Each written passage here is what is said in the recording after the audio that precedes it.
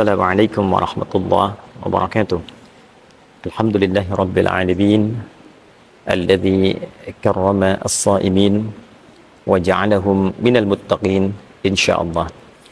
Wassalatu wassalamu ala Rasulillah alladzi ursila rahmatan lil alamin wa ala alihi wa sahbihi wa dzurriyyatihi wa ummatihi ila yaumiddin. Amma ba'd. Saudara-saudariku, terkhusus para shaimin dan shaimat dimanapun berada, alhamdulillah di jumpa kita pada episode Aku Suka kali ini, saya ingin mengawali dengan sama-sama mengajak untuk mensyukuri segala nikmat yang Allah anugerahkan dan limpahkan kepada kita semua.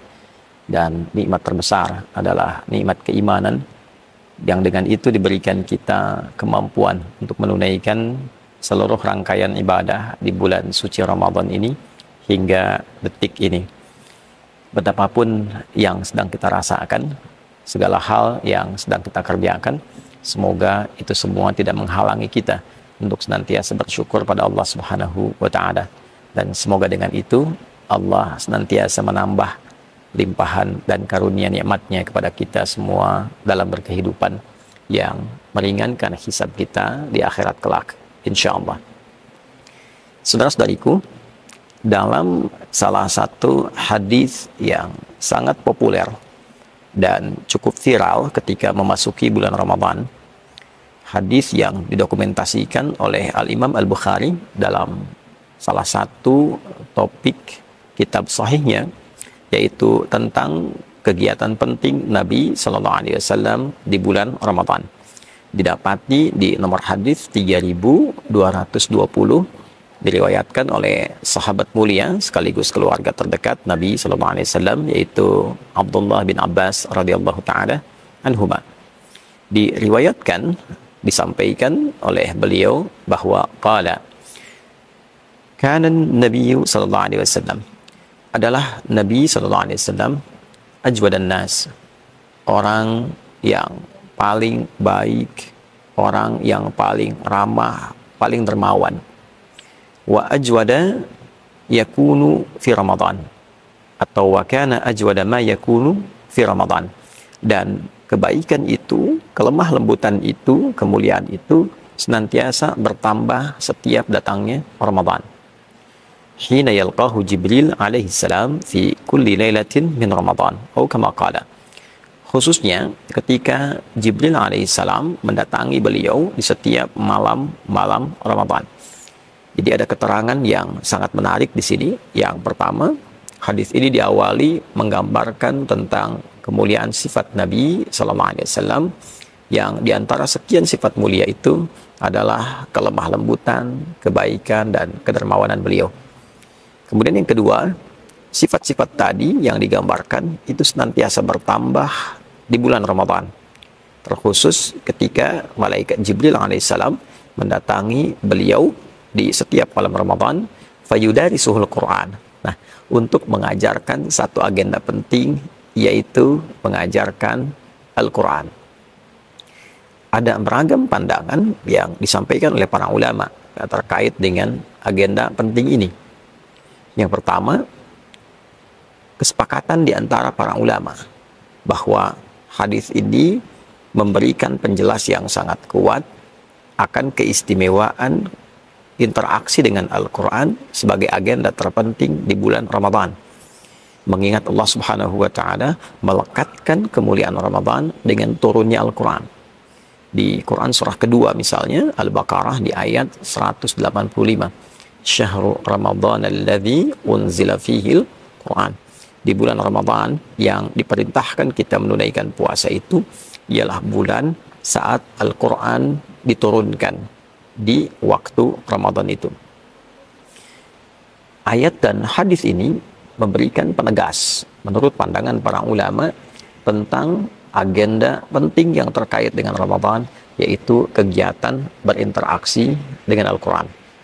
Dengan kata lain, jika ada seorang muslim beriman menunaikan ibadah puasa, dia berpuasa dari mulai fajar sampai dengan terbenam matahari di maghrib, hanya dalam waktu menunaikan puasa ini dan juga malamnya dia menunaikan tarawih, dia tidak mengisi dengan memperbanyak interaksinya dengan Al-Quran, tidak bersentuhan dengan mushaf misalnya, tidak membaca Al-Quran misalnya, maka sementara pakar dari kalangan ulama menilai ada yang tidak sempurna dalam agenda Ramadannya, ada yang kurang berkah dalam kegiatan Ramadannya. Untuk itu sebagian menilai bahwa akan sangat baik bagi seorang muslim itu menjadikan interaksi dengan Al-Quran sebagai bagian pokok dari kegiatan Ramadannya. Karena Nabi SAW bahkan beliau itu diriwayatkan dalam satu hadis yang sangat kuat, termasuk yang disampaikan tadi, menghatamkan Al-Quran setidaknya setiap satu periode Ramadan. Bahkan di akhir sebelum beliau wafat SAW, beliau menghatamkan Al-Quran sampai dengan 2 kali. Jadi memberikan kesan bahwa Al-Quran adalah agenda wajib yang dilakukan oleh Nabi SAW saat berada di bulan Ramadan. Saudara-saudariku, jika ada yang bertanya, bagaimana cara berinteraksi dengan Al-Quran di bulan Ramadan? Karena redaksi yang ditampilkan dalam hadis tadi adalah yudarisul Quran, mengajarkan Al-Quran. Bisa mengajarkan bacaan, mengecek bacaan, melafadzkan ayat, bisa juga memberikan pemahaman atas makna, dirasah berarti mempelajari, mengkaji, memahami. Bisa juga menghafal bagi orang yang ingin menghafalkan dia. Maka bila kita gabungkan ketiganya, kita dapati bacaan yang tidak disertakan dengan pemahaman, yaitu qiraah secara umumnya. Yang kedua, kajian yang menyertakan bacaan terbatas namun meluaskan pemahaman di dalamnya, disebut dengan tilawah. Dan yang ketiga, upaya untuk menghafalkan Al-Quran lafzan secara lafadznya pun bila memungkinkan disertai dengan makna. Itu yang disebut dengan tahfidz. Dari ketiga ini, kita bisa batasi bagian pertama dulu untuk jumpa saat ini, yaitu bagaimana mengagendakan bacaan Quran secara positif dan efektif sehingga bisa berhasil saat sampai di akhir periode Ramadan. Teman-teman, ada beragam cara yang dilakukan masyarakat. Terkadang juga sesuai dengan tradisi dan kebiasaan di beberapa tempat. Ada yang berkumpul dengan halaqah, ada kajian untuk ibu-ibu khusus membaca Al-Quran. Bagus. Ada para ayah berkumpul untuk membaca Al-Quran. Bagus. Di sini ada 2 hal yang digarisbawahi dalam hadis yang dimaksudkan. Baik itu bacaan ataupun juga pengkajian pun demikian dengan hafalan, selalu garis utamanya adalah ada guru yang membimbing. Sehingga dalam hadis ini diberikan penekanan Jibril alaihissalam memberikan pengajaran kepada Nabi. Hina yalqahu Jibril alaihissalam fayudarisuhul Quran. Ketika Jibril alaihissalam menjumpai Nabi SAW, lantas mengajarkan kepada beliau Al-Quran. Nah, memberikan pengajaran artinya ada murid, ada guru. Mendapatkan pengajaran dari murid kepada guru. Ini memberikan sebuah kesan yang sangat kuat bahwa yang dituntut dalam Islam, dituntut dari Al-Quran bukan berapa banyak harus dihatamkannya. Nabi bisa saja menghatamkan selama periode Ramadan 5 kali, 10 kali, 20 kali, 30 kali, seorang Nabi, Rasul. Tapi tentu alasan pertamanya, jika beliau menghatamkan dengan durasi tertentu, maka itu akan menjadi sunnah. Sehingga tidak ditunjukkan banyaknya khatam, sehingga tidak memberikan beban kepada umat di kemudian hari. Seakan-akan kalau khatam 10 kali, sunnahnya mesti 10. Ya. Jadi batasan 1 memberikan kesan setidaknya khatam. Tapi itu pun memberikan sebuah isyarat kualitas. 1 berkualitas, 1 ada guru. Jadi kalau belum bagus betul bacaannya, belum pandai betul membacanya, maka dianjurkan yang diberikan penekanan adalah kualitasnya. Baca Quran, di depannya ada guru. Dia menyimak apakah benar bacaannya. Kalau benar, teruskan. Kalau kurang benar, perbaiki.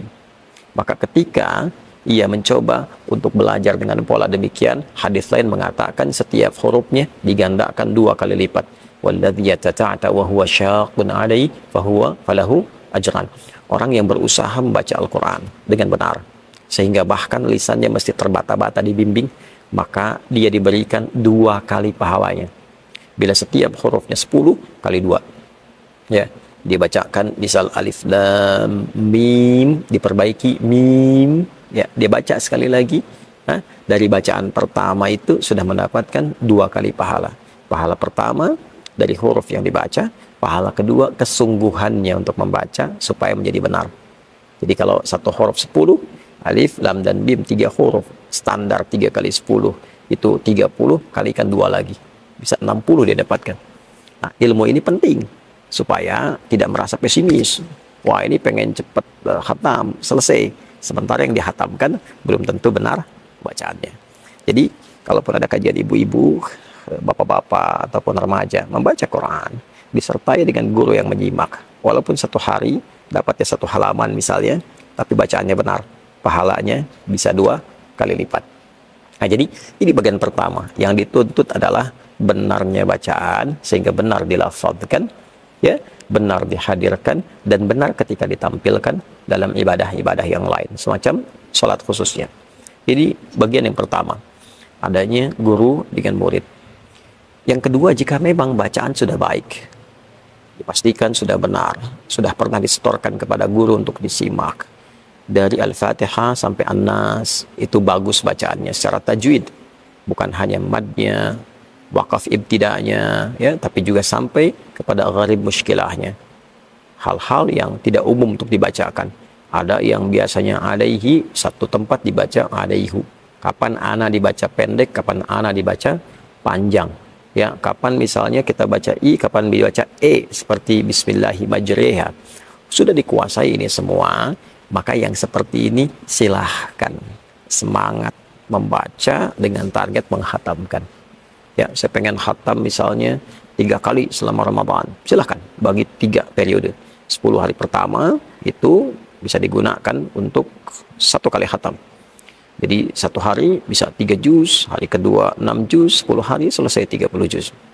Saya ingin menghatamkan misalnya setiap pekan saya bisa hafal Al-Quran. Dalam konteks membaca, khatam. Ya, boleh, silahkan. Bisa dibagi misalnya dari Sabtu ketemu Kamis, 6 hari. Perharinya bisa 5 juz, 5 kali 6, 30. Jumat diisi untuk berdoa. Sehingga periode Ramadan setidaknya bisa khatam sebanyak 4 kali. Demikian seterusnya. Ya, jadi setiap apa yang kita bacakan dalam bacaan Al-Quran kita di bulan Ramadan memberikan sebuah nilai tersendiri ketika semua itu kita tujukan untuk mengikuti sunnah Nabi SAW. Jadi yang pertama, agenda membaca Al-Quran, agenda berinteraksi dengan Al-Quran adalah di antara agenda terpenting yang langsung ditunjukkan oleh Nabi SAW selama periode Ramadan. Kedua, catatan pentingnya, membaca Al-Quran bukan sekedar bagaimana kita menyelesaikan bacaan, tapi lebih ditekankan bagaimana bacaan itu memiliki kualitas yang baik. Dipastikan bacaan kita benar. Bila belum mampu membaca dengan baik, maka yang terbaik hadirkan guru untuk membimbing, dan tidak perlu merasa sungkan. Karena hadis yang ditampilkan pun Nabi dibimbing oleh malaikat Jibril alaihissalam. Setiap bacaan yang kita bacakan berlipat pahalanya dan menghadirkan nilai-nilai kebaikan yang berbeda jauh dengan bulan-bulan selainnya. Saudara-saudariku, manfaat membaca Al-Quran, khususnya di bulan Ramadan, 1, memberikan kita kesempatan untuk senantiasa mengisi ketenangan dalam jiwa kita, karena Al-Quran adalah sumber ketenangan bagi jiwa. Yang kedua, membaca Al-Quran memberikan kekuatan tersendiri pada diri kita untuk melepaskan dari persoalan-persoalan hidup yang sedang mendera. Oleh karena itu, para ulama seringkali memberikan rumus. Jika Anda sedang punya banyak pikiran, buka mushaf, baca Al-Quran, sejenak persoalan itu akan hilang. Diberikan ketenangan pada jiwa, sehingga cerah pikiran kita untuk merumuskan solusi, menyelesaikan persoalan yang tengah dialami. Dan yang ketiga, membaca Al-Quran di bulan Ramadan dengan niat mengikuti sunnah Nabi Sallallahu Alaihi Wasallam, mengumpulkan potensi banyak pahala yang menutupi dosa-dosa yang pernah kita lakukan. Semoga kita diberi kekuatan untuk senantiasa bisa berinteraksi dengan Al-Quran, mampu menjadikan Al-Quran sebagai teman di dunia dan syafaat bagi kita di akhirat kelak seperti yang dijanjikan oleh Nabi Sallallahu Alaihi Wasallam. Demikian, subhanakallahumma bihamdika asyhadu an la ilaha illa anta astaghfiruka wa atubu ilaik wa akhiru da'wana alhamdulillahi rabbil alamin. Assalamualaikum warahmatullahi wabarakatuh.